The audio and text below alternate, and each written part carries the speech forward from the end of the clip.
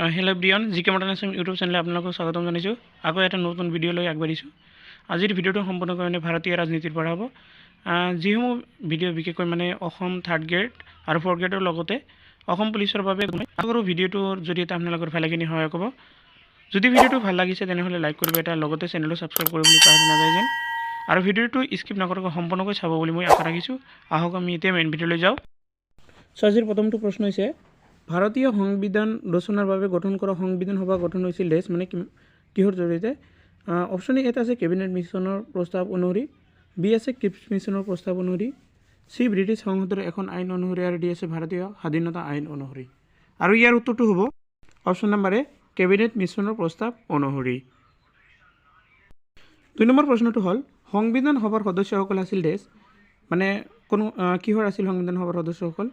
এ number দিছে বিভিন্ন ৰাজনৈতিক দলৰ দ্বাৰা মনোনীত, বি জনসাধাৰণৰ দ্বাৰা পোনপটীয়াকৈ নিৰ্বাচিত, চি গভৰ্ণৰ জেনেৰেলৰ দ্বাৰা মনোনীত, ডি আছে বিভিন্ন বিধানসভাৰ দ্বাৰা নিৰ্বাচিত আৰু আংশিকভাৱে ৰাজ্যৰ প্ৰতিনিধিৰে গঠিত। আৰু উত্তৰটো হ'ব অপশ্যন নম্বৰ ডি বিভিন্ন বিধানসভাৰ দ্বাৰা নিৰ্বাচিত আৰু আংশিকভাৱে ৰাজ্যৰ প্ৰতিনিধিৰে গঠিত। 3 নম্বৰ প্ৰশ্ন, সংবিধান সভাৰ প্ৰথম অধিৱেশন হৈছিল দেশ কিমান চনত? এ আছে 26 নৱেম্বৰ 1946, বি 15 আগষ্ট 1947, চি 1 ডিচেম্বৰ 1946, আৰু ডি আছে 26 জানুৱাৰী 1950। উত্তৰটো হ'ব অপশ্যন এ 26 নৱেম্বৰ 1946। 4 নম্বৰ প্ৰশ্নত কৈছে, সংবিধান সভাৰ স্থায়ী সভাপতি আছিল ডক্টৰ ৰাজেন্দ্ৰ প্ৰসাদ, আৰু ইয়াৰ অস্থায়ী সভাপতি এজন আছিল দেশ অস্থায়ী সভাপতি কোন আছিল? উত্তৰটো হ'ব অপশ্যন নম্বৰ ডি সচিদানন্দ সিংহ। 5 নম্বৰ প্ৰশ্নত কৈছে, সংবিধান সভাৰ কোন স্থায়ী সভাপতি নিৰ্বাচিত হৈছিল? অপশ্যন এ আছে B R Ambedkar, option B doctor Rajendra Prasad, option C Sardar Patel, D আছে জৱাহৰলাল নেহৰু। উত্তৰটো হ'ব option number B Rajendra Prasad. 6 number প্ৰশ্নত কৈছে, সংবিধান সভাৰ খচৰা সমিতিৰ সভাপতি কোন আছিল? উত্তৰ option number A B R Ambedkar.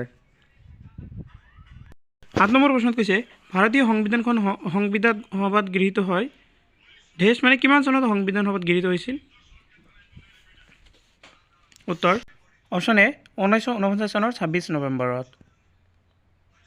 8 number প্ৰশ্ন, সংবিধান ৰচনাৰ বিভিন্ন দিশ পৰ্যালোচনা কৰিবলৈ সংবিধান সভাই নিযুক্ত কৰা সমিতিৰ সংখ্যা আছিল দেশ সংবিধান সভাই নিযুক্ত কৰা সমিতিৰ সংখ্যা কিমান আছিল? অপশ্যন এ আছে 5, অপশ্যন বি 11, অপশ্যন চি 8, আৰু অপশ্যন ডি আছে 13। উত্তৰ হ'ব অপশ্যন নম্বৰ ডি 13। 9 নম্বৰ প্ৰশ্নত কৈছে, সংবিধানখন ৰচনাৰ বাবে সংবিধান সভাই কিমান সময় লৈছিল? এ আছে 2 বছৰ 11 মাহ 18 দিন, বি 3 বছৰ 7 মাহ, চি 1 বছৰ 11 মাহ 20 দিন, আৰু ডি আছে 2 বছৰ 10 মাহ 20 দিন। উত্তৰটো হ'ব অপশ্যন নম্বৰ এ 2 বছৰ 11 মাহ 18 দিন। 10 নম্বৰ প্ৰশ্নত কৈছে, কেতিয়াৰ পৰা ভাৰতীয় সংবিধান সম্পূৰ্ণৰূপে কাৰ্যকৰী হয়?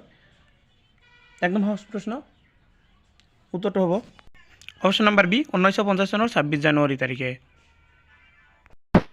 11 নম্বৰ প্ৰশ্ন, তলৰ কোনটো উৎসৰ পৰা ভাৰতীয় সংবিধানলৈ সৰ্বাধিক তথ্য ধাৰ কৰা হৈছে এ আছে 1935 চনৰ ভাৰত শাসন আইন, বি আমেৰিকাৰ সংবিধান, চি ব্ৰিটিছ সংবিধান, আৰু ডি আছে আয়াৰলেণ্ডৰ সংবিধান। উত্তৰটো হ'ব অপশ্যন এ 1935 চনৰ ভাৰত শাসন আইন। 12 নম্বৰ প্ৰশ্ন, ভাৰতীয় সংবিধানখন হ'ল দেশ ভাৰতীয় সংবিধানখন কি হয়? এ দি আছে পৃথিৱীৰ ভিতৰত দীৰ্ঘতম সংবিধান, বি পৃথিৱীৰ ভিতৰত চুটি সংবিধান, চি পৃথিৱীৰ ভিতৰত কঠিন সংবিধান, আৰু ডি আছে পৃথিৱীৰ ভিতৰত নমনীয় সংবিধান। আৰু উত্তৰ হ'ব অপশ্যন নম্বৰ এ পৃথিৱীৰ ভিতৰত দীৰ্ঘতম সংবিধান। 13 নম্বৰ প্ৰশ্ন, ভাৰতৰ সংবিধানৰ প্ৰস্তাৱনাত ঘোষণা কৰা মতে ভাৰতবৰ্ষ এখন দেশ ভাৰতবৰ্ষ কি হয়? অপশ্যন এ আছে সাৰ্বভৌম গণতান্ত্ৰিক গণৰাজ্য, বি সাৰ্বভৌম সমাজবাদী ধৰ্ম নিৰপেক্ষ গণতান্ত্ৰিক গণৰাজ্য, চি সাৰ্বভৌম গণৰাজ্য, ডি আছে সাৰ্বভৌম সমাজবাদী গণতান্ত্ৰিক গণৰাজ্য। উত্তৰ হ'ব অপশ্যন নম্বৰ বি সাৰ্বভৌম সমাজবাদী ধৰ্ম নিৰপেক্ষ গণতান্ত্ৰিক গণৰাজ্য। 14 নম্বৰ হৈছে, সংবিধান প্ৰণেতাসকলে সংসদীয় পদ্ধতি শাসনৰ ব্যৱস্থা পদ্ধতিটি ধাৰ কৰিছিল দেশ ক'ৰ পৰা? ক'ৰ পৰা ভাৰতীয় সংসদীয় পদ্ধতিৰ শাসন ব্যৱস্থাটো ধাৰ কৰা হৈছিল? অপশ্যন এ আছে আমেৰিকাৰ পৰা, বি আছে ব্ৰিটেইনৰ পৰা, চি আয়াৰলেণ্ডৰ পৰা, ডি ছুইজাৰলেণ্ডৰ পৰা। উত্তৰ হ'ব অপশ্যন নম্বৰ বি ব্ৰিটেইনৰ পৰা। 15 নম্বৰ প্ৰশ্নত কৈছে, ভাৰতীয় সংবিধানৰ প্ৰস্তাৱনাটো দেশ ভাৰতীয় সংবিধানৰ প্ৰস্তাৱনাটো কি হৈছে? অপশ্যন এ আছে সংবিধানৰ অংশ কিন্তু বৈদিক নহয়, বি সংবিধানৰ অংশ নহয় আৰু বিচাৰযোগ্য নহয়, চি সংবিধানৰ অংশ আৰু বিচাৰযোগ্য, ডি ওপৰৰ কোনোটোৱেই নহয়। উত্তৰটো হ'ব অপশ্যন নম্বৰ বি সংবিধানৰ অংশও নহয় আৰু বিচাৰযোগ্যও নহয়। 17 নম্বৰ প্ৰশ্নত কৈছে ভাৰতীয় সংবিধানখন হ'ল দেশ মানে ভাৰতীয় সংবিধানখন কি হয় অপশ্যন এ আছে কঠিন অপশ্যন বি নমনীয় অপশ্যন চি আংশিকভাৱে নমনীয় আৰু আংশিকভাৱে কঠিন অপশ্যন ডি ওপৰৰ কোনোটোৱে নহয় উত্তৰটো হ'ল অপশ্যন নম্বৰ চি আংশিকভাৱে নমনীয় আৰু আংশিকভাৱে কঠিন 18 নম্বৰ প্ৰশ্নত মৌলিক অধিকাৰ সম্পৰ্কে সিদ্ধান্ত কৰিবলৈ সংবিধান সভাই নিয়োগ কৰা সমিতিৰ মুৰব্বী আছিল দেশ মানে কোনজন মুৰব্বী আছিল সংবিধান সভাৰ অপশ্যন এ আছে Rajendra Prasad B R Ambedkar C Jawaharlal Nehru D আছে চৰ্দাৰ বল্লভভাই পেটেল উত্তৰ হ'ব option number D Sardar Vallabhbhai Patel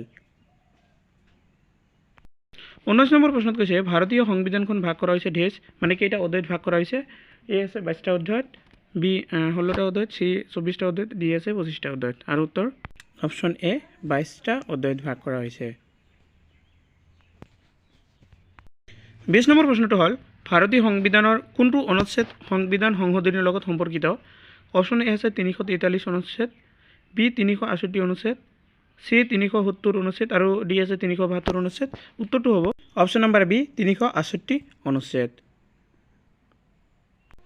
21 number প্ৰশ্নটো হ'ল সংবিধান সংশোধনী প্ৰক্ৰিয়াৰ ক্ষেত্ৰত তলৰ কোনটি উক্তি শুদ্ধ কোৱা এ আছে সংবিধান সংশোধনী বিধেয়ক বিধানসভাত উত্থাপন কৰিব পাৰি বি সংবিধান সংশোধনীৰ বাবে বিশেষ আয়োগ গঠন কৰিব পাৰি চি গণভোটৰ দ্বাৰা সংবিধান সংশোধন কৰিব পাৰি ডি হ'ল সংবিধান সংশোধনী বিধেয়ক কেৱল সংসদতে উত্থাপন কৰিব পাৰি উত্তৰটো হ'ব অপশ্যন ডি সংবিধান সংশোধনী বিধেয়ক কেৱল সংসদতে উত্থাপন কৰিব পাৰি 22 নম্বৰত আছে ভাৰতীয় সংবিধানত সংবিধান সংশোধনীৰ কিমানটা পদ্ধতি আছে অপশ্যন এ আছে 5টা অপশ্যন চি এটা অপশ্যন বি 4টা আৰু অপশ্যন ডি আছে 3টা ইয়াৰ উত্তৰটো হ'ব অপশ্যন ডি 3টা